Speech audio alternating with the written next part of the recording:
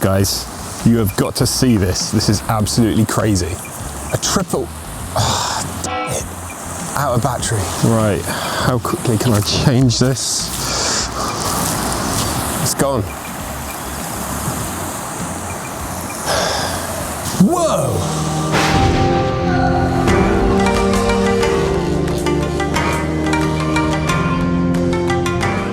Whoa, now I can film all day. But in all honesty, let's give this a proper test and review.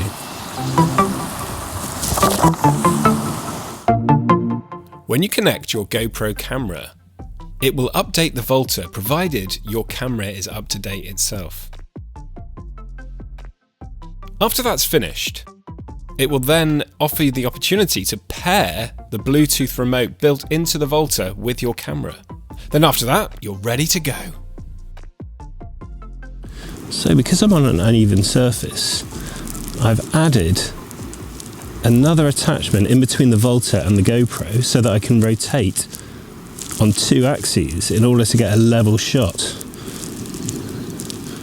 which solves that problem. So the grey clouds are coming over now, but that's not a concern. Once you've taken off the media mod and replaced the side door with what comes in the package, then plugging in the power supply actually creates a weather seal.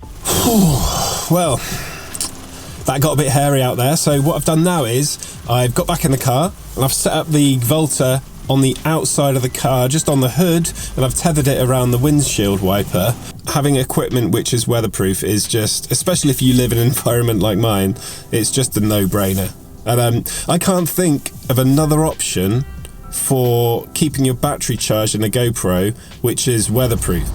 So as you can see, the sun's come back out, and that means that we're going to have a really visually interesting time lapse. And of course, the GoPro is set to adapt to these different conditions in the time lapse settings I've currently got on there. I still feel raindrops coming in, so let's get back in the car for now, because I've got a feeling this is going to go south very soon.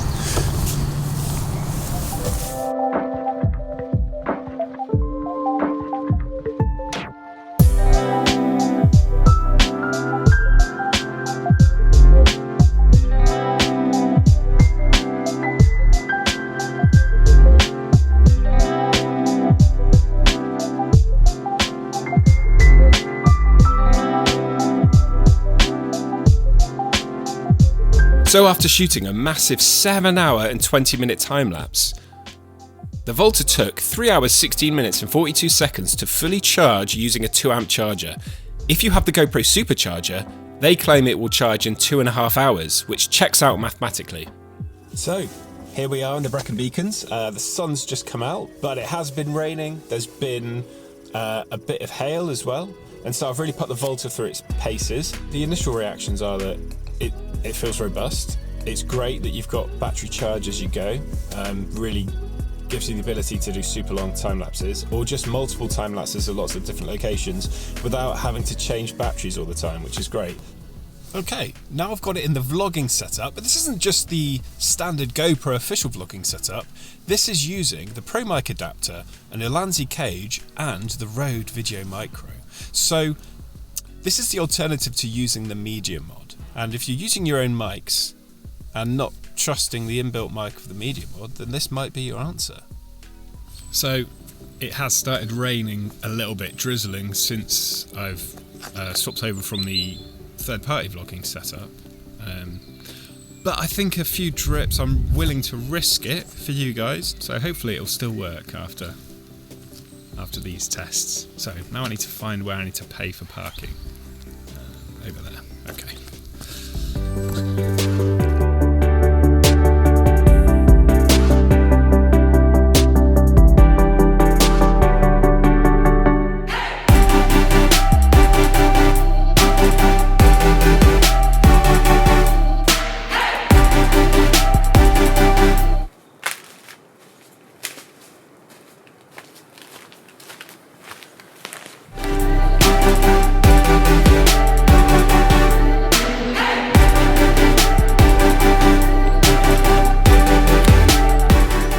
Decided to do a quick test featuring a different mic. So rather than using the onboard mic, I want to compare it to the Rode Video Micro. So hopefully that sounds a bit better, because it is a much bigger mic than the inbuilt.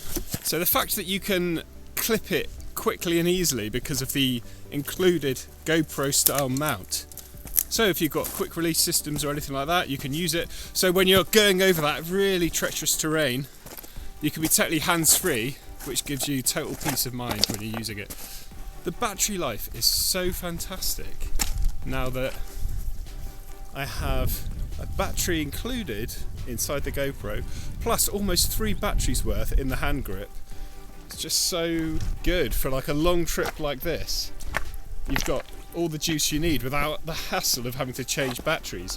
One flaw I've noted is that if you set a scheduled capture because you want to capture something like a sunrise, then the Volta doesn't turn on and start charging the camera unless it's within about an hour of you setting up the whole thing. Now in the manual it does say that the GoPro Volta is active for 24 hours, but I found that in this one particular case it doesn't seem to trigger the Volta to turn on and charge your GoPro.